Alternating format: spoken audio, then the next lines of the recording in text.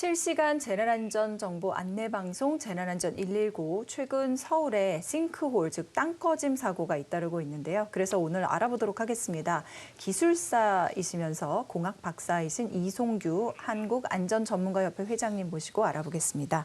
어서 오세요, 회장님. 네, 안녕하세요. 네, 달이 바뀌었는데 8월 말에 일이 많았어요. 그래서 네, 보면 8월 29일 날 서울 도심에서 땅꺼짐 사고, 이걸 이제 싱크홀이라고 하는 거죠. 네. 그리고 그 다음 날에는 또 근처에서 도로 침하가 있었고, 또 31일에는 서울 종로 오가역 부근의 싱크홀, 또 같은 날 서울 강남의 언주역 부근, 이제는 거의 뭐 동네를 가리지 않고 이렇게 도로 침하나 싱크홀 사고가 있는데, 이게 이렇게 잇따르는 이유가 있을까요? 그러니까요. 지금 말씀하신 대로 뭐 며칠 사이에 많았지만 전체적인 통계를 보니까는 네. 지금 5년 동안 957건이 발생했어요. 5년 동안 거의 1000건 가까이. 그렇죠. 1000건이라 하면 1년에 약 200건 정도 되죠. 그렇네요. 200건이면 3일에 뭐 2건 정도 발생했다라고 보는데요. 지금 많이 발생하는데 이제 싱크홀 중에서도 크고 작은 싱크홀이 있기 때문에 뉴스화되지 않았을 뿐이지 네. 주변에 싱크홀은 많이 발생하고 있습니다. 근데 이제 말씀하신 대로 이제 원인 같은 게 보면은 그렇죠. 우리가 도로 아스팔트 밑에는 보이지 않잖아요. 근데 이제 그 밑에가 흙이 흘러 내려가거든요. 그러면 이렇게 구멍이 생겨버리는 거네요. 그렇죠. 말하자면 뚫리니까. 네. 근데 흙이 이제 어떻게 해서 이제 내려가냐면 주로 이제 물에 의해서 흘러가기가 쉽습니다. 대부분. 근데 물이 어디서 오냐면 예를 들어서 비가 많이 와서 네. 밑에 있는 물길이 있거든요. 예. 그 물길이 커진다 할지 아니면 또는 수도관 같은 게 있죠. 네. 이러간들이 오래돼서 노후화돼서 누수가 돼서 그 물로 인한다 할지 아니면 또 옆에 이제 큰 공사를 하게 되면 네네. 물길이 또 바뀌거든요. 바뀔 수 있죠. 옛날에 그 시골 같은 데 보면은 지하수 수도 공사를 해버리면 옆에 물이 수도가 안 나와버리죠. 지하수가. 물길이 바뀌거든요. 그러면 이제 그냥 공간이 형성되니까 네. 약해지면 네. 이제 진동에 의해서 이런 것들 여러 가지 이제 한 가지보다도 복합적인 요인이 있다라고 네. 그렇게 이제 분석되고 있습니다. 근데 어쨌든 이렇게 자주 일어나는 게 뭐 놀랍거나 특별한 건 아닐 정도로 네. 그렇죠. 그렇게 많이 일어나고 일상화됐다는 말씀이신 네, 것 같은데 방금도 영상을 좀 봤지만 저희가 이제 사고 전에도 영상에서 그 사고 지점에서 차량들이 좀 이렇게 덜컹거리는 모습을 볼 수가 있거든요. 네. 그런 걸 보면은 이게 전조 증상이다 이렇게 볼 수가 있을까요? 네, 말씀하신 대로 지금 차량이 우리가 영상에 봤었잖아요. 차량이 이렇게 덜렁거린다는 얘기는 분명히 전조 증상으로 볼 수밖에 없습니다. 왜냐하면 외관상으로 봤을 때는 아스팔트가 있는데 밑에는 텅 비어 있어요. 그렇다면 그 아스팔트가 무너진 게 아니고 아스팔트가 좀 고무처럼 돼 있지 않습니까? 네. 그래서 어느 정도 차를 견디기는 했어요. 그러니까 무너지기 일보 직전이죠. 그러다 이기지 못하니까 출렁다리처럼 지금 보여지는 출렁출렁. 저 영상인 거죠. 그렇죠. 저거는 완전 저거는 들어가 완전히 버리는- 이제 네, 저거는 싱크홀로 완전 지금 들어가 싱크되는 거고. 그런 상황이거든요. 네네. 그 전에 저기 있죠. 저렇게. 네.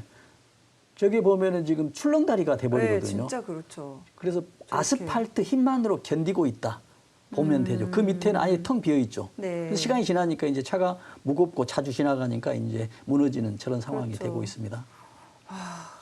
그 이제 인명 피해가 있었던 연희동 사고의 경우는 서울시가 지난 5월 달에 이 지역에 대한 조사를 했었다고 하는데 그때는 아래 빈 공간을 발견하지 못했다라고 전해지거든요. 근데 그럼 5월에서부터 지금 9월이니까 뭐 거의 5, 6, 7, 8 넉 달 사이에 이렇게 큰 구멍이 생길 수가 있는 건가요? 그렇습니다. 이걸 이제 몇 가지로 가정해 볼 수가 있거든요.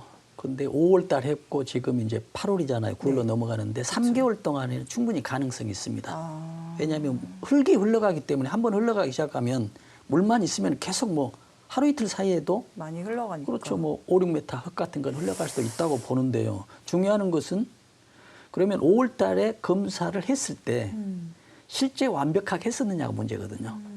지금 어떻게 하냐면 땅을 파서 하는 게 아니라 비파괴식으로 우리가 병원에서 그 엑스레이 검사하죠. 네. 똑같이 이렇게 고주파를 땅에다 발사를 하거든요.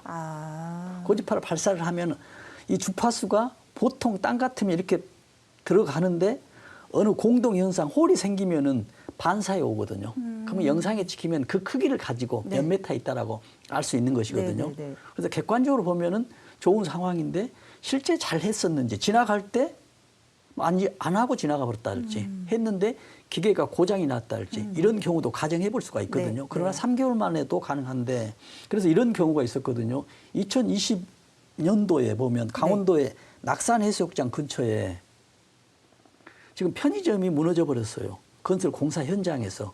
근데 건설 공사 현장에 공사하기 전에 집안 안전평가 업체에서 안전평가를 했어요.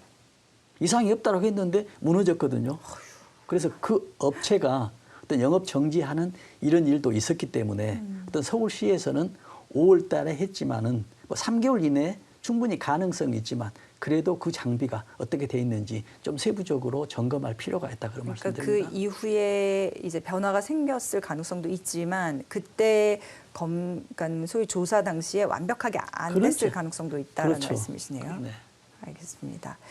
그러면은 그 싱크홀이나 포트홀 같은 이런 이제 땅꺼짐이나 이런 것, 도로 치마 이런 것들은 장마철이 또 지나고 나서 했었으면 좀 어땠을까 이런 생각도 해보게 되더라고요. 그렇습니다. 장마철이 했으면 아주 좋았다고 볼 수 있죠. 그래서 이제 이런 점검하는 게 쉽지 않거든요. 그렇다 보면 어떤 매뉴얼이 있을 겁니다. 그러면 1년에 한 번 한다. 이런 규정이 있다고 한다면 1년에 한 번 하는 것은 그럼 언제 할 거냐는 얘기죠. 그렇죠. 그래서 그렇죠. 위험 상황 요인이 발생했을 경우에 이후에 그러면 이제 앵커께서 말씀하신 대로 큰 장마가 왔다거나 옆에 큰 공사를 한다거나 하는 과정 이후에는 이런 검사를 하게 된다면은 어떤 징후나 증상을 빨리 발견할 수 있다. 이제 그런 뭐 상황이 뭔가 되는 큰 것이죠. 문제 요인이나 소지가 좀 더 강화될 때 그때 그렇죠. 검사를 하는 게 좋다는 그렇죠. 말씀이신 거죠. 네. 상시 검사도 물론 네. 중요하지만. 네. 그러면은 또 이런 가정도 가능할까요? 이게 그 사이에 이제 장마철이 있었잖아요. 네. 5월엔 조사가 있었고 장마철이 있고 지금인데 장마 끝난 후에도 또 집중호우가 많이 왔었는데 네. 그런 것도 원인이 될 수 있는 건가요? 그렇습니다. 외국 같은 사례에서도 보면은 큰 폭우로 인해서 지하에 흘러가는 양이 많아서 지하 100m 싱크홀도 나오는 경우가 있긴 있습니다.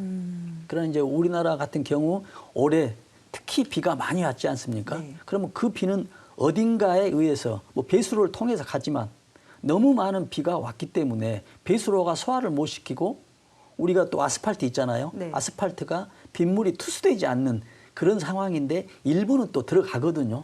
양이 많기 때문에. 그렇죠. 그렇다 보면은 지하에서 흘러내려가는 물들이 많기 때문에 그 양이 과다로 인해서 이런 현상이 발생했다라고도 볼 수가 있습니다. 그래서 이런 사고들은 어느 한 가지 원인이 아닌 여러 가지 요인들이 복합돼서 이제 발생된다라는 그런 분석을 할 수가 있겠습니다. 네, 말 나온 김에 이것도 좀 여쭤보고 싶은데 네. 올해 같은 경우는 폭염이 또 유난히 기승을 부렸잖아요. 네. 근데 이 폭염하고도 이게 기온이나 온도 관련해서 좀 영향이 있을 수 있을까요? 그렇습니다. 지금 폭염 같은 경우도 영향이 좀 일부 있다라고 저는 분석을 하거든요. 왜냐하면 우리가 온도를 재면은 보통 1m 50 정도, 우리 1m 30 정도 되는 뭐 이 근처에 의해서 온도를 재거든요.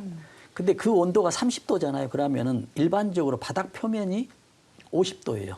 아, 우리보다 훨씬 더 낮게 있으니까 네. 지열이 또 있을 거고. 땅에. 그런데 만약에 아스팔트였다. 네. 라고 한다면 70도. 70도가 됩니다. 네, 그렇다 맞아요. 보면은 화상 입는다 그러잖아요. 네. 그래서 지금 아스팔트가 지금 새카마잖아요. 그러면 열이 되면은 녹는다는 얘기죠. 네, 녹죠. 어느 맞아요. 정도 녹아지면 본적 있어요. 또 밤이 되면 또 식었다가 뭐 용융이 됐다 식었다라고 한다면 그 틈이 발생할 수가 있죠. 그러면 그 틈에 의해서 물이 이제 새어 들어갈 수가 있는 것이거든요. 들어갈 수가 있다라고 한다면 일부가 들어가면서 또 물길과 연결돼서 이러한 폭염도 이번에 어떤 그 싱크홀에 간접적인 영향이 있다. 그렇게 이제 분석이 되고 있습니다. 아, 네.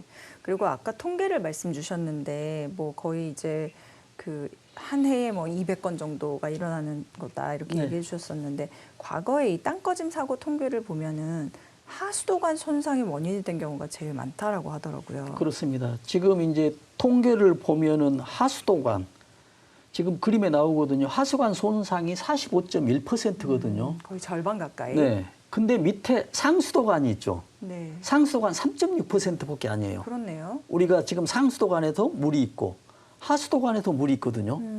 똑같은 배관과 거의 쌍으로 돼 있거든요. 네네. 근데 이제 왜 이렇게 되냐면 우리가 상수도관 같은 경우는 우리가 먹는 물이기 때문에 어떤 정제를 해가지고 우리 각 가정에 보내주잖아요. 깨끗한 물인 거죠. 그렇죠. 비교적. 네. 그래서 깨끗한 물을 보냈는데 100을 보냈는데 우리 가정에서 사용하는 양이 100이 안 됐다. 90이었다라고 한다면 10이라는 숫자가 어딘가에서 누설이 됐다라고 이렇게 판단할 수가 있거든요. 그래서 관리가 되는데 하수관 같은 경우는 우리가 상수관에서 받은 물을 먹기도 하고 사용하기도 하고 이제 버리는 것이거든요. 그렇죠. 이거 버리는 오수. 것은 오수, 자연성으로 버리거든요. 네. 높이에 의해서. 그러다 보니까는 이게 어디에서 얼마나 누설이 되고 있는지 알기가 굉장히 어려워요. 그리고 또 한 가지 이제 하수도가는 지금 물이 더러운 물이지 않습니까? 네, 네. 이게 부패가 되면서 그 하수관들이 노후화가 빨리 됩니다. 부식이. 그렇다 보니까는 상수관보다 하수관이 더러운 훨씬 더 노후화가 돼서 물이 누설될 확률이 높아서 지금 하수관이 상수관보다 지금 훨씬 많은 많다. 과반수 이상을 과반수 정도를 지금 차지하고 있다. 지금 그렇게 보고 있습니다.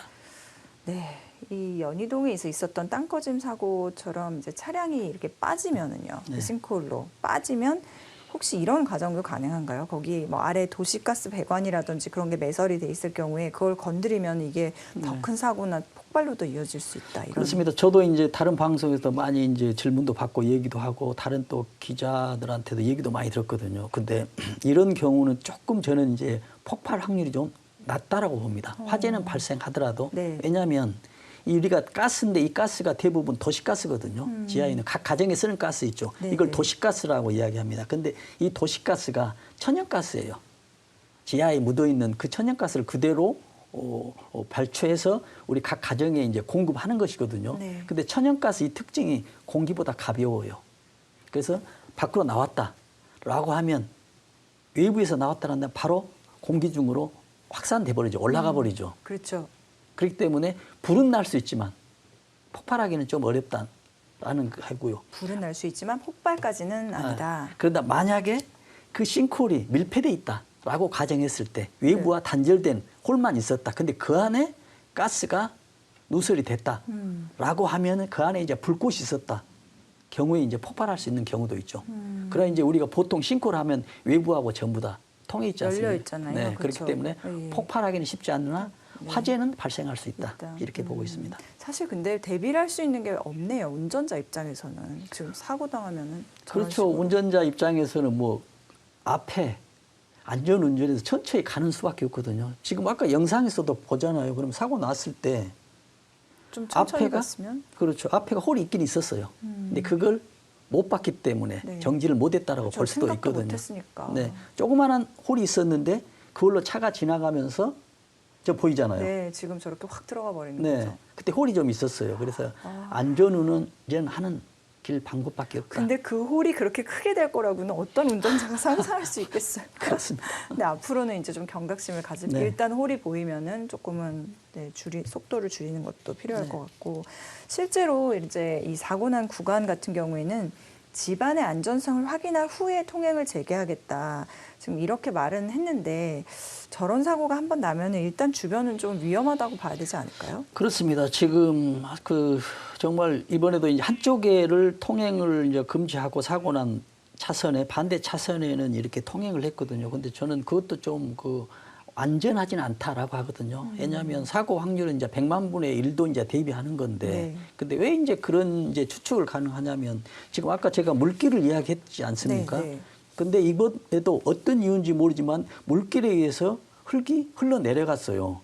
근데 예를 들어서 가장 불행하게 도로 정방향으로 그 물길이 흘렀었다 계속. 네. 그렇다고 한다면 또 다른 다른 네. 곳에서 그래서 이번에 그 다음 날 100m, 뭐 200m 사이에서 또 발생했지 네, 않습니까? 맞아요. 지금 보는 것처럼 저렇게 네. 하루 차를 두고 그렇습니다. 저게 어떻게 생각할 수 있냐면요. 저 물길이 저 도로상으로 밑에 있었다라고 보면 됩니다. 물길이 있다. 네. 그래서 저렇게 이제 선형으로 사고지가 생기는 거군요. 그렇죠. 그래서 저 두 사이 공간은 더 위험하다. 그리고 저 두 번째 이제 오른쪽에 30일 오전에 났지 않습니까? 네. 그럼 저 물길이 또 어느 방향으로? 더 아래로 가겠죠? 더 아래로 갈 수도 있고 아니면 또 정방향으로, 아니 횡방향으로 이제 갈 수도 있죠. 그러면 이제 무너질 확률은 좀 낮다라고 보죠. 네네. 근데 그게 바로 확인이 안 되나 보죠? 이제 아까 이야기하는 우리가 지표 그 고주파를 레이더 쏘아서. 이걸로 이제 확인하고 이제 그보다도 더 안전하게 이제 홀을 뚫어서 또 성분하는 이런 이제 정밀 검사를 하면 알 수는 있습니다만은 네. 이런 것들이 좀 시간이 좀 필요하죠. 네. 뭐 시간이 지나가면 갈수록 이렇게 도심 지하에 있는 상하수도관이 노후화되는 거는 이제 자연스러운 현상인데 서울에도 보면은 30년이 넘은 그런 관들이 많다고 들었거든요. 네. 그러면은 이제 뭐 수도권도 그렇고 전국적으로도 이런 땅 꺼짐 현상은 갈수록 더 많이 일어날 거다 이렇게 예상해야 되나요? 그렇습니다. 많다고 봐야 되겠죠. 지금 상하수도관 요인으로 인해서 지금 이런 땅꺼짐 현상, 싱크홀이 지금 많이 발생하는데요. 말씀하신 대로 3, 40년이 훌쩍 지났어요. 근데 노후화라는 게 그렇거든요. 과거 30년 동안 노후화가 어느 정도 났으면 부식이 됐으면 그럼 앞으로 30년 동안 그만큼 부식이 있을까라고 생각하잖아요. 근데 부식은 속도가 굉장히 빨라집니다. 가속화되겠죠. 네. 한 번 시작이 되면 녹슬기 시작하면 굉장히 빨라지거든요. 그렇다고 본다면 지금 상하수도관도 노후화가 돼 있고 도로화도 노후화가 돼 있습니다. 계속 도로도 이렇게 진동이 가고 있지 않습니까? 그렇죠. 특히 여기서 이제 또 중요한 건 차량이 계속 늘어났잖아요. 맞아요. 차가 얼마나 차량이 많아져요. 늘어났는데 또 여기서 한 가지 더 저는 이제 관심 있게 봐야 될 게 뭐냐면 전기차가 늘어났어요. 근데 전기차가 늘어나는 것은 우리 내연 기관보다 무게가 20%가 더 무거워요. 아, 그렇기 맞아요. 때문에 여러 가지로 지금 불리한 조건이기 때문에 압력이 계속 더 가해지는. 그렇죠. 그러다 보면 사고가 더 많이 날 수밖에 없다. 그러면 평상시보다 과거보다 보수나 보완을 더 해야 되고요. 그렇죠. 특히 이제 매립지역 같은 데 있지 않습니까? 네네. 경기도, 네. 뭐 인천, 뭐 안산 이런 지역은 뭐 몇십 년 전에 매립을 했지만은 매립지역 같은 경우는 더 위험도가 높다라고 이렇게 볼 수밖에 없겠습니다. 네. 그냥 일반인으로 봤을 때 땅 꺼짐의 전조 증상을 알면 조금 그래도 예방을 할 수 있지 않을까라는 생각이 들어서 네. 혹시 그런 게 좀 있으면 알려주세요. 그렇습니다. 지금 전조 증상 같은 경우 이제 뭐 여러 가지가 있습니다. 우리가 그렇게 하기 전에 가장 중요한 건 아까 말씀드린 대로 안전 운행이 가장 좋거든요. 뭐 땅 꺼짐뿐만이 아니고 모든 걸 차려했으면 안전 운행 전방을 주시하시고요. 그리고 이제 전조 증상 같은 게 있을 때는 아까 땅이 이상이 출렁거린다는 얘기죠. 네, 네. 근데 평상시와 다르게 정말 단단한데 왜 출렁거리냐는 얘기죠. 우리가 이것만 잠시 생각하면 밑에가 텅 비어 있지 않았을까? 라는 이런 생각을 할 수가 있거든요. 또 이제 뭐 나옵니다만은 지금 물이 갑자기 솟아난다는 얘기죠. 지금 물길이 바뀌었기 때문에 네. 지금 지하의 물길이 바뀌었기 때문에 어디 찾지 못하고 지금 땅 위로 아스팔트 위로 올라온다거나 아니면 비포장도로 땅이 올라온다거나 뭐 비가 오지 않았는데 뭐 도로가 젖는다든지 또 도로 위에 어떤 시설물들이 한쪽으로 치우친다든지 시설물이 없다면 또 도로가 또 정방향으로 너무 경사가 많이 지고 또 횡방향으로 평상시보다 다르다는 얘기죠. 또 어느 날은 또 뭡니까 갑자기 무슨 소리가 난다는 얘기예요. 네, 네. 집안이 어떻게 붕괴될 때도 밑에서 굉장히 큰 소음이 날 수가 있거든요. 아, 집안 붕괴 시에도. 네, 겉으로는 소리가 나지 않지만 네. 그래서 이런 것을 이제 발견했을 경우에는 신속하게 이제 뭐 사진을 찍어서 아니면 어디에 그 뭐 관리 지자체나 이렇게 연결하는 게 좋죠. 그래서 이런 어떤 그 골든 타임 안에 네. 어떤 한 사람의 어떤 골든 타임 안에 어떤 골든 액션 이런 행동들이 된다면 좀 큰 재난 여러 사람이 또 안전하게 될 수 있다라는 것을 네. 지금 꼭 말씀드리고 싶습니다. 방금은 이제 전조 증상을 봤을 때 그러면은 조금 어떻게 해야 되냐 이런 질문이었다면은 네. 뭐 실제로 내 앞에서 싱크홀이나 도로 침하가 났을 때 그때는 그러면 어떻게 해야 돼요? 그렇죠. 그랬을 경우에는 이제 가장 그 지점을 피해야 되겠죠. 무조건 예. 피하는 게 우선. 피해는 일수고요. 그다음에 이제 나보다는 내 뒤에 차량한테 좀 알려야 되겠죠. 아, 알리는 조심하라고. 네. 네. 왜냐하면 우리는 이제 전부 또 뒤에 우리 누가 친척, 가족, 아는 사람, 친지가 올지 모르잖아요. 그걸 떠나서 이제 우리 안전을 위해서 내가 위험도를 느꼈으면은 이제 알려야 되는데 알리는 방법도 뭐 여러 가지가 있겠습니다. 가장 좋은 거는 차를 한쪽으로 갓길에 정차를 시켜놓은 다음에 우리 삼각대 같은 거 있지 않습니까? 삼각대를 놓고 이제 119에 전화하면은 우리가 서로 이제 삼각대. 어떤 골든 액션이 좀 될 거다 이런 생각을 해봅니다. 네. 2차 사고를 방지하기 위해서뿐만이 아니라 이제는 네. 도로 침하나 어떤 싱크홀 로 인한 그런 연쇄 피해를 막기 위해서라도 이 삼각대 같은 거를 꼭 네. 트렁크에 싣고 다니는 게 중요할 것 같습니다. 역시 그 전조 증상을 보거나 실제로 사고를 목격하면 119에 신고하면 되는 거죠? 그렇죠. 119에 신고하는 게 제일 빠르고요. 또 119가 신고 아니더라도 뭐 아는 뭐 지인들한테 우선 연락해도 왜냐하면 지금 당황해서 전화가 잘 안 되고 하거든요. 그러면 가장 가까운 사람한테 뭐 전화상으로라도 119 생각이 안 나면 가장 아는 사람한테 하면 그 사람은 이제 어느 정도 정신이 있는 상태거든요. 그렇죠, 그렇죠. 그래서 우리가 네. 이런 상황이잖아요. 정신이 없다고 한다면 내 친한 지능지세 사람한테. 지능지의 절반밖에 활용이 안 된답니다. 아무 정신이 없어요. 그래서 가장 친한 사람한테 연락하면 그 친한 사람이 이제 119에 됐든 지금 위급한 상황이 된 것 같은데 알아서. 확인 좀 해달라라고 하기도 하는 그런 상황이 되겠죠. 네, 중요한 점을 잘 또 짚어주셨네요. 네, 오늘은 여기까지 듣도록 하겠습니다. 지금까지 한국안전전문가협회 이송규 회장님 모시고 말씀 나눠봤습니다. 오늘도 고맙습니다, 회장님. 실시간 재난안전정보방송 재난안전 119 안전토크 시간입니다. 한국안전전문가협회 이송규 회장님 오늘도 나오셨습니다. 회장님 어서 오십시오. 네, 안녕하세요. 네. 이성기입니다. 회장님 오늘은 가스 폭발 관련해서 집중적으로 다뤄보려고 해요. 네. 지난 1월 1일에도 강원도 평창에서 LPG 충전소였던 그렇습니다. 것 같아요. 네. 그때도 인명피해가 났었는데 최근에도 어떻습니까? 이런 가스 폭발 사고 많이 나는 추세인가요? 그렇습니다. 지금 말씀하신 대로 가스 폭발 사고가 많이 증가하는 추세거든요. 그래서 가스안전공사에서 통계를 발표했어요. 작년도 기준으로. 그래서 작년도 기준을 보면 네. 지금 92건이 가스가 지금 폭발 사고가 발생하거든요. 네. 그중에서 이제 LPG 사고가 뭐 45건. 또 우리가 사용하는 집에 사용하는 도시가스 있죠. 네. 도시가스가 15건. 또 기타 가스 이래 가지고 총 92건인데 데이터상으로 보면 재전년도보다 2022년도보다 약 26% 정도 증가를 하고 있거든요. 왜 이렇게 많이 증가를 하고 있나요? 그렇죠. 그래서 이제 좀 네. 원인을 분석을 해보면 지금 가스 사용량이 좀 증가되고 있어요. 우리가 이런 그 연료 사용 어떤 변증 과정을 보면 오래 전에는 우리가 연탄을 사용했죠. 석탄. 네. 그런데 그게 좀 지나고 기름을 사용했죠. 석유난로. 네. 근데 지금은 이제 그걸 지나서 이제 가스 연료를 사용하고 있고 네. 좀 더 지나면 이제 전기로 사용하고 있는데 지금 상태로 보면은 이제 가스 연료나 이런 그 사용량들이 급격히 늘어나고 있어요. 그렇기 때문에 이제 많이 난다라고 보고 또 하나 보면은 이제 사용 기구들이 노후화가 됐어요. 우리가 연료를 가스 연료를 사용하는 게 또 몇십 년 됐거든요. 그렇군요. 그러다 보니까는 네. 뭐 기계들이 노후화되거든요. 내부 연한이 지나다 보니까. 그렇죠. 네. 그래서 가스는 또 0.1mm 틈만 있어도 압축돼 있기 때문에 삐져 나오는 것이거든요. 네. 이런 문제들도 있습니다. 근데 중요한 이제 또 우리가 그 한번 짚고 좀 넘어야 될 게 우리 사용하는 사람들 있잖아요. 사용하는 사람들이 뭐 1, 20년 동안 사용했기 때문에 이상이 없었어요. 네. 그래서 안전 점검을 소홀히 하는 안전 불감증. 네. 거기다가 추가적으로 한 장이만 한다면 가스에 대한 또 전문적인 상식이 부족했기 때문에 이런 사고들이 더 발생해 가고 있다라고 그렇게 분석하고 있습니다. 그래서 이제 지난 23일인데요. LPG 충전소랑 그다음에 저장소 폭발 사고를 막기 위한 범정부 대책이 나왔다고 네. 하는데요. 구체적으로 내용이 뭔가요? 그렇습니다. 우리가 지금 도로 다니다 보면 LPG 충전소가 있지 않습니까? 거기서 네. 우리가 일반 고객들이, 우리 일반 시민들이 충전을 해가서 집에서 이제 사용하는 건데 지금 LPG 충전소에 LPG가 점점 없어지면 다른 큰 탱크들이 와야 되잖아요. 뭐 탱크롤이, 뭐 벌크롤이 이렇거든요. 이런 탱크들이 오는데 이 충전하는 과정에서 노출되면 이게 큰 난리가 나거든요. 그래서 이제 정부에서 발표하는 게 뭐냐면 지금 가스 충전소에 LPG 충전소죠. LPG 충전소에 지금 노출이 되면 경보가 울리게끔 돼 있어요. 근데 네. 경보가 어디에 있냐면 실내에 있어요.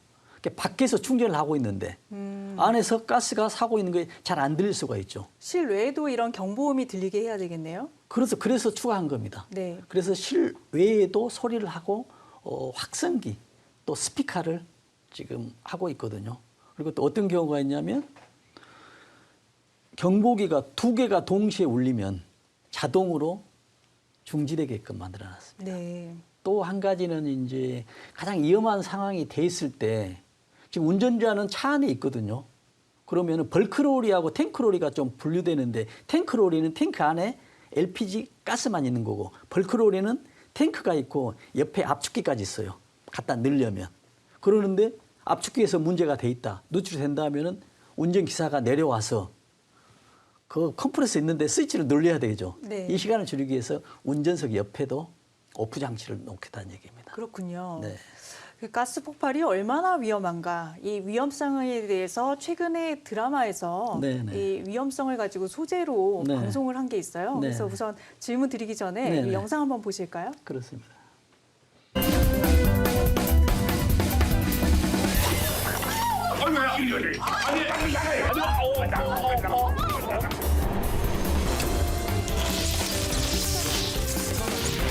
저게 지금 LPG 가스통입니다. 네, 저게 네. 가스가 이제 가득 차 있다가 이제 폭발하는 거죠. 그렇죠. 저기 사람이 있었으면 인명 피해로 이어질 수 그렇죠. 있었겠어요. 거의 폭탄 터지는 거나 다름없거든요. 네. 전부에 있었던 가스가 다 탄 다음에 이제 나머지 이제 옆에 있는 집주위가 이제 타고 있는 것이죠. 네. 맨 처음에 폭발할 때는 그 가스 누출된 가스가 이제 폭발된 것이거든요. 그래서 우리가 이런 경우가 있거든요. 지금 불에 타고나는 것은 연소라고 이야기하지 않습니까? 네. 연소. 근데 또 폭발도 있어요. 우리가 일반적으로 LPG 가스를 연료로 연소로 사용하는데 어느 순간은 또 폭발이 되고 그러잖아요. 네. 그래서 연소와 폭발을 어떻게 구분하냐면요. 네, 어떻게 확산은 구분할까요? 속도거든요. 네. 우리가 종이를 태울 때 종이가 점점 타고 가잖아요. 확산 속도가 늦어요. 근데 가스 같은 경우는 불 한 번 되면 확산 속도가 순식간에 뭐 몇십 미터에 가버린다는 얘기죠. 네. 예를 들어서 이 실내에 가스가 확 차 있었다. 근데 불이 붙었다고 하면 이 가스가 동시에 타버리거든요. 아, 그렇군요. 폭발은 동시에 타는 겁니다. 네. 연소는 점점 타는 것이고요. 근데 지금 화면에서도 봤듯이 저 폭발이 되고 있잖아요. 네. 근데 저게 이제 불이 나려면 필수 조건이 있거든요. 네. 첫 번째는 연료가 있어야 돼요. 네. 근데 저기 연료가 있죠. 이제 가스가 연료죠. 그 다음에 산소가 있어야 됩니다. 그 다음에 또 불꽃이 있어야 돼요. 그래서 이 세 가지가 필요 중분 조건, 한 가지만 부족해도 안 되거든요. 산소, 연료, 점화원. 점화원, 네. 불꽃이죠. 근데 어떤 경우가 있냐면 이 중에 가스가 너무 많아 버려요. 그러면 또 불이 나지 않습니다. 왜냐하면 산소가 부족하기 때문에. 아, 또 가스가 너무 적었다라고 하면 또 연료가 부족해서 안 된다는 얘기죠. 네. 그래서 이런 조건들이 폭발할 수 있는 연소하기에는 적절한 조건이 됐을 때 이제 불이 나는 것이죠. 아까도 봤었지만은 가스가 꽉 차 있었어요. 그럼 불이 나지 않았죠. 네. 불꽃이었기 때문에, 점화원이었기 때문에. 근데 누가 라이터를 켰다거나 아니면은 우리 그 불꽃 그 전원 온오프 있죠. 네. 이 스위치 온오프만 하더라도 불꽃이 좀 나거든요. 이게 또 점화원이 될 수가 있는 것입니다. 그렇군요. 네. 가스도 사실 여러 종류가 있더라고요, 네. 회장님. 그래서 우리 생활 주변에서 보면은 LPG도 있고 또 LNG도 있고 프로판가스도 있고 부탄가스도 있고 도시가스. 네. 이게 너무 많아요, 종류가. 근데 어떻게 다른 건지 설명해 그렇습니다. 주시겠어요? 지금 우리가 이제 뭐 가스 사용하고 여러 가지 뭐 프로판가스, 뭐 부탄가스 뭐 하고 있는데 간단하게 우리가 이제 정리를 하면은 LNG 가스하고 LPG 지금 화면에서 보이죠. 네. 지금 LNG, CNG, LPG 돼 있는데 큰 틀이 LNG하고 LPG 이렇게 나눠지거든요. 네. 근데 LNG는 뭐냐면 지금 리퀴파이드 내추럴 가스 그래가지고 내추럴 가스입니다. 천연가스예요. 네. 천연가스를 리퀴파이드 했거든요. 액체화 시켰다는 얘기입니다. 네. 근데 천연가스는 어디냐면 우리가 유전 있잖아요. 네. 저 밑에 가면은 그 석유 바로 위에 가스가 떠 있어요. 네. 이걸 뺀 거거든요. 이게 천연가스입니다. 근데 가스가 양이 많잖아요. 네. 이걸 이제 기체화 시키는 거예요. 기체화 시킬 때 보면은 영하 160도로 하면 네. 그 양이 600분의 1로 줄어들어 버려요. 이게 이제 도시가스로 활용이 되는 건가요? 아, 그렇죠. 네. 활용할 때는 도시가스로 쓰는 것이죠. 네. 근데 옆에 보면은 CNG 있죠. 네. 이 CNG도 똑같이 천연가스예요. 근데 천연가스의 주성분이 메탄가스거든요. 네. 그래서 폭발 범위 나오잖아요. 네. 아까 보면은 5에서 15%가 돼야 폭발이 되거든요. 네. 근데 만약에 저기서 4%가 됐다라고 하면 폭발이 안 돼요. 또 16%가 됐다 해도 폭발이 안 됩니다. 이론적인 폭발 한계 수치거든요. 네. 그 다음에 저게 이제 CNG는 지금 영하 160도를 하려면은 비용이 많이 들어가잖아요. 그래서 가스 자체를 압축을 시켜요. 네. 이게 압력이 어느 정도 200에서 250kg 이 압력을 하면 기체가 200분의 1로 줄어들어요. 저게 뭐냐면 이제 천연가스 우리가 천연가스 버스 있죠. 네. 저게 CNG 가스거든요. 아, 최근에 많이 도입이 됐죠. 그렇죠. 네. 그래서 우리가 객관적으로 외부에서 봤을 때 LNG나 CNG는 천연가스인데 이게 이제 환경에 아주 좋은 이런 가스다. 라고 이렇게 이야기를 하고요. 그러면 LPG는 어떻습니까? 그래서 LPG는 이제 네. 천연가스가 아닌 겁니다. 네. 우리가 석유를 가져와서 정제를 하잖아요. 네. 그러면 정제하는 과정에서 나와요. 그래서 저 P가 페트롤리움 가스거든요. 석유가스예요. 저걸 액체화시켰다는 얘기거든요. 근데 저게 들어가는 게 주성분이 프로판가스하고 부탄가스예요. 네. 그래서 저걸 이제 어느 정도 압력을 가하게 되면 250분의 1로 줄어들죠. 왜 우리가 250분의 1로 줄이고 하게 되냐면 이용이 굉장히 편해요. 우리가 라이터 있죠. 네. 가스 라이터 있죠. 근데 물이 들어있죠. 네. 가스 라이터인데 이걸 압축을 시킨 거예요. 액체화 시킨 겁니다. 근데 만약에 저게 천연가스였다고 한다면 네. 600개가 있는 것이죠. 굉장히 수입하기도 좋고 이동하기 좋고 편리하죠. 그래서 이제 액체로 만든 것이거든요. 그렇군요. 그래서 LPG도 액체 만든 것입니다. 그러면 이제 종류별 특징과 용도를 보면 LPG 같은 경우에는 농어촌에서요. 네. 보통 뭐 LNG 대신 난방이나 생활 여론으로 많이 사용하지 않습니까? 네, 그렇습니다. 그러니까는 우리가 이제 LNG하고 LPG라고 했는데 LNG를 활용하신 것은 아까 임각사 말씀 대로 도시가스거든요. 근데 네. 왜 도시가스를 하냐면 우리나라 용어입니다. 주로 도시에서 사용을 하고 있어요. 네. 가스공사에서 우리한테 배관을 통해서 각 집에 배송을 해줘서 우리가 사용하는데 이게 이제 천연가스를 사용하는데 도시에는 없어요. 없다 보니까는 이동용이 좋은 아까 화면에서 나왔잖아요. 네. 그런 걸 이제 LPG 통에 의해서 여론으로 주로 사용하거든요. 그러면 프로판가스라고 이제 네. 저 어렸을 때 많이 들었던 그렇죠. 용어인데요. 이건 어떻게 쓰이나요? 그러니까는 네. LPG 가스의 주요 성분이 프로판가스하고 부탄가스예요. 네. 그래서 프로판가스는 주로 집에서 이제 여론으로 사용되고요. 네. 부탄가스는 우리가 이동용 있죠. 등산이나 뭐 캠핑 갈 때 많이 그렇죠. 쓰는 거죠. 네. 그게 이제 등산 갈 때 부탄가스. 가져가면 안 되고, 네, 캠핑 갈 때. 캠핑 갈 네. 때요. 그게 이제 부탄가스거든요. 그래서 프로판가스하고 부탄가스를 통틀어서 LPG 가스라고 합니다. 그렇군요. 근데 LPG는 공기보다 무겁습니까? 가볍습니까? 그렇습니다. 이게 네. 이제 좀 그 헷갈리거든요. 네. LPG는 천연가스가 아니고 LNG가 천연가스라고 했잖아요. 이거는 그래서 공기보다 가벼워요. 공기보다 가볍군요. 가볍고. 네. 대신 반면에 LPG는 공기보다 무거워요. 네. 그러다 보니까 이제 어떤 문제가 있냐면 LPG나 LNG나 무생, 무치, 무미, 무해예요. 일반적으로. 그러다 보니 가스가 누출된지 확인할 수가 없잖아요. 네. 그래서 누출 경보기를 달거든요. 네. 경보기를 달면은 LNG는 가볍다 하겠으니까 좀 위에 이쁘고. 달아야 되겠네요. 그렇죠. 네. LPG는 무겁다 하겠으니까 위에가 아닌 아래로 달아야 바닥에 되겠고요. 달아야 되거든요. 네. 대신 반대로 다는 경우가 있으면 안 된다는 얘기죠. 그럼 안 되는. 그래서 감지가 안 되는. 그렇죠. 네. 우리가 일산화탄소 하면 옛날에 그 연탄가스 있지 않습니까? 이게 연탄가스거든요. 네. 연탄을 필 때. 근데 제가 어렸을 때 이런 그 뉴스가 생각이 나거든요. 학생이 공부를 하면서 책상에서 잠을 자고 있는데 부모는 바닥에서 자고 있었어요. 한 방에서. 네. 근데 애가 공부를 하다가 책상에 잠을 자고 있는데 애가 죽은 거예요. 네. 공부하다가 잠을 잤고 부모는 살았어요. 네. 왜냐하면 그때 연탄가스가 나왔기 때문에 연탄가스도 이제 가볍거든요. 그러다 보니까는 위에서 이제 내려왔거든요. 그래서 그 학생은 좀 안타깝게도 그런 좀 생각이 나거든요. 그래서 그렇군요.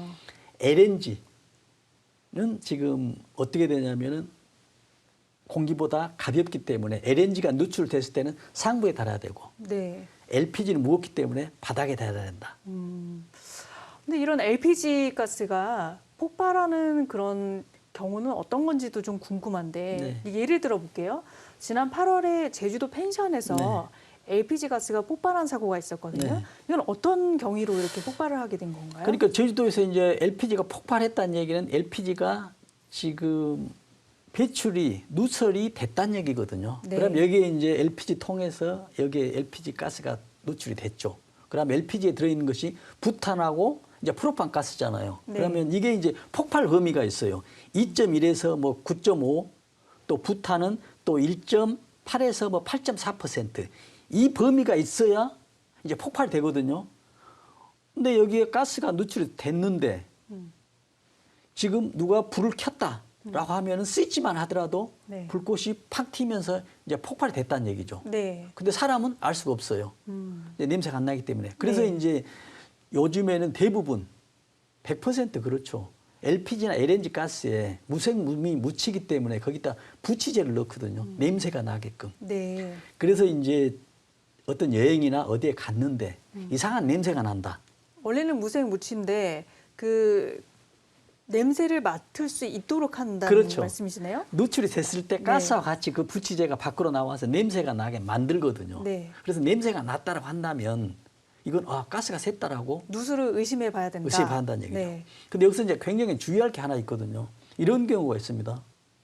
예를 들어서 여기에 지금 그 LNG라고 했을 때는 이제 메탄가스가 15%잖아요. 네. 지금 폭발 범위가 5에서 15%거든요. 프로판이 2.1에서 9.5%고. 근데 예를 들어서 프로판 가스가 15%가 꽉 차 있었어요. 네. 그러면 여기서 라이터를 켜도 폭발하지 않아요. 범위가 넘어버렸기 때문에. 9.5% 넘어버렸기 때문에. 네. 그래서 방에 들어가니까 이상한 냄새가 나서 가스가 있는 것 같아요. 라고 이제 창문을 열죠. 그럼 가스가 점점 나가잖아요. 네. 나가면 폭발 범위에 들어옵니다. 15%에서 9.5%. 네. 그러면서 화장실에 손을 씻어야 되겠다라고 불을 켜는 순간 폭발할 수가 있죠. 아, 그럴 수도 있겠군요. 네. 네. 조심 또 조심해야 되겠습니다. 네. 근데 LP 가스통을 보면 고무호스랑 연결이 돼 있는데요. 이게 연결이 잘 접지가 안 되는 경우에도 이런 위험이 있지 않습니까? 그렇습니다. 네. 노후화되는 것은 고무가 이제 공기 중에 있기 때문에 부식이만 했다. 그럼 조금씩 샌다는 얘기죠. 특히 연결 부위. 그래서 LPG 통을 자주 사용하는 것에 대해서는 노후화가 되기 때문에 어떤 폭발 위험성, 누설 위험성이 아주 높죠. 그래서 주변에는 항상 아까 이야기한 LPG 누설 경보기를 바닥에 설치해야 된다. 네. 그런 말씀을 꼭 드리겠습니다. 네. 부취제, 그다음에 이런 노후화, 이런 네. 체크가 필수다라고 네, 네. 말씀해 주셨습니다. 그러면 이제 LPG 충전소 사고 같은 경우 보면은 네. 작업자들의 부주의 이런 요인은 없을까요? 그 작업자들 요인이 있죠. 특히 이제 뭐 안전 불감증도 되고요. 또 가스에 대해서 안전이 좀 그 상식이 부족하다. 저는 이제 안전 무지락하거든요. 잘 모른다는 얘기죠. 왜냐하면 뭐 1, 20년 동안 여기서 이 작업에서 이 기계로 계속 해와서 문제가 없었는데 어떻게 사고가 나냐는 얘기죠. 얼마 전에 이런 경우가 있었거든요. 한 일주일도 안 됐겠습니다. 뉴스에 나왔었는데 어떤 작업자들끼리 논란이 일었어요. 네.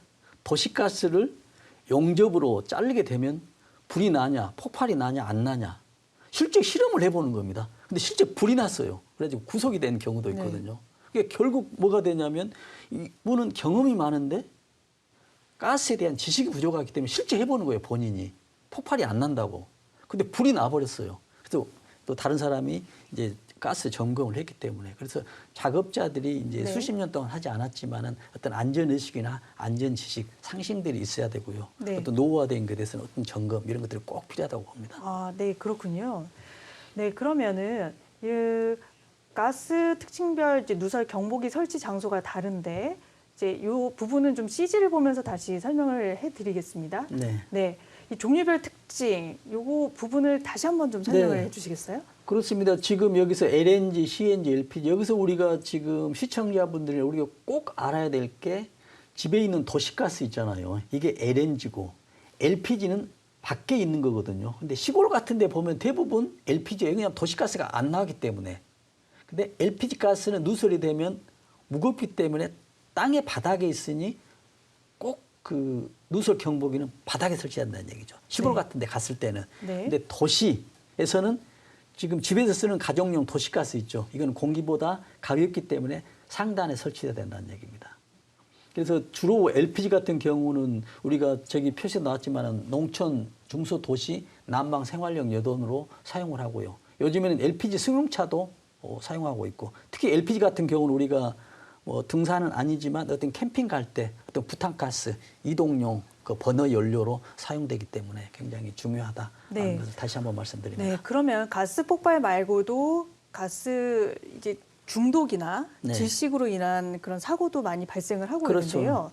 특히 이제 이산화탄소가 있고 일산화탄소가 네, 있단 말이죠. 그렇습니다. 그래서 이 위험한 일산화탄소는 주로 어떤 장소에 있는지 그러니까요. 설명해 지금 우리가 주실까요? 이제 가스 하면은 연료의 가스, LNG 도시가스가 있고 LPG 가스가 있잖아요. 또 다른 가스는 이 가스들이 연소되면서 나타날 수 있는 말씀하신 대로 이산화탄소하고 일산화탄소가 있거든요. 네, 한번 CG를 보면서 설명을 다시 지금 이어가겠습니다. 보면은 이산화탄소죠. 네. 산소가 2개 화합됐다는 얘기죠. 탄소와. 그래서 CO2가 되거든요. 그래서 이산화탄소고 일산화탄소는 산소가 하나예요. 그래서 CO2입니다. 그래서 아까 우리가 LNG나 뭐 LPG나 이런 것이 불이 나잖아요. 그러면 거기에 있는 탄소가 들어있거든요. 이 탄소가 고열해서 공기 중에 산소하고 결합을 해요. 그래서 CO2가 발생되고 CO가 발생되는데 지금 산소가 많을 때는 CO2가 발생이 돼요.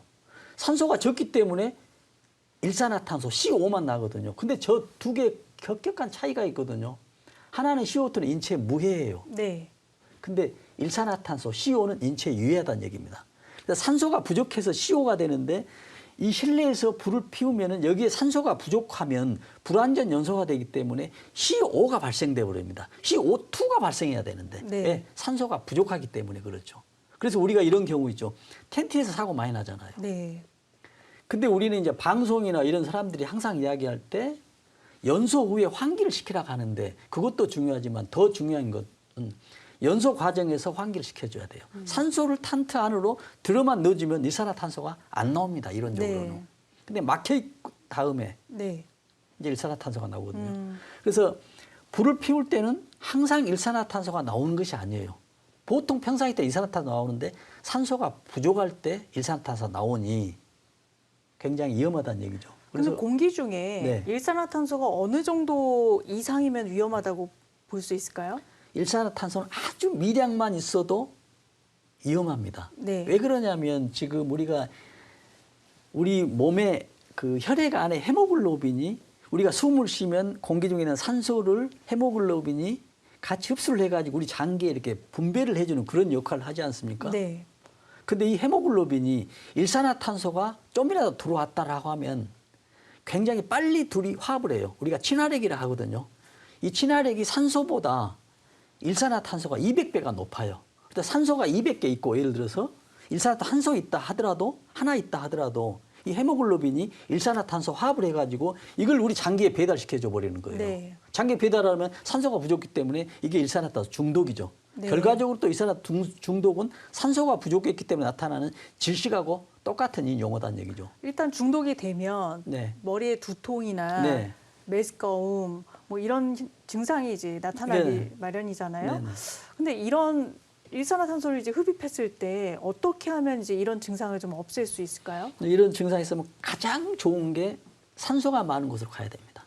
아, 그러면 상쇄가 좀 되나요? 상쇄되죠. 네. 그래서 우리가 중환자들 있죠. 일산 중독된 환자들이 병원에 갔다. 그러면 제일 먼저 산소를 투입합니다. 왜냐하면 우리 몸에 산소가 부족해서 지금 힘을 못 쓰고 병들어 가고 있는 상태거든요. 네. 일산화탄소가. 그래서 산소를 굉장히 그 포화도를 높여서 이렇게 처치하는데 우리는 그런 산소 어떤 발생들이 없기 때문에 또 선선한 곳, 어떤 산이었으면 나무 밑에라든지 어떤 바닷가, 물 옆에 있으면 산소 농도 높기 때문에 상당히 좋은 효과를 볼 수가 있죠. 네. 그래서 이렇게 일상 속에서 일산화탄소와 중독을 막기 위해서 또 질식을 막기 위해서 개인별로 해야 되는 예방책이 있다면 소개를 해주실까요? 그렇습니다. 지금 가장 중요한 것은 이제 집에서 이야기하는 연료가 누출됐을 때, 이제 LNG 도시가스 누출했을 때, 또 LPG 가스가 누출했을 때 이것도 굉장히 중요하잖아요. 이거는 네. 이제 누설 경보기를 이제 설치해야 되고요. 일산화탄소기도 경보기를 설치하면 됩니다. 근데 일산화탄소가 아까 말씀드렸듯이 연탄가스거든요. 이게 공기보다 가벼워요. 이것 설치할 때도 또 천장에 상부에다 설치해야 되거든요. 바닥에 설치하면 또 의미가 없다는 얘기죠. 그래서 이렇게 되고 또 우리가 그 여행이나 어떤 펜션을 갈 때 보면 그 환경을 잘 모르잖아요. 네. 그래서 일산화탄소 논독 측정기를 가지고 다니면 소지하고 다니면 아주 좋습니다. 그 휴대용으로 나온 게 휴대용 있나요? 있어요. 굉장히 네. 싸요. 저는 가지고 다니거든요. 아, 그러시군요. 뭐 5만 원 안팎입니다. 네. 그러면 거기 쓰면 소리가 울려요. 일산화탄소가 발생됐다라고. 그럼 문제가 있다라고 하면 되는 것이죠. 또 마스크도 들고 다녀야 되고 이런 체크기도 가지고 다녀야 되고 가져다니는 게 맞는 것 같습니다. 네, 오늘 말씀은 여기까지 듣도록 하겠습니다. 지금까지 이송규 한국안전전문가협회 회장이었습니다. 오늘 말씀 감사합니다, 회장님. 네, 감사합니다. 네.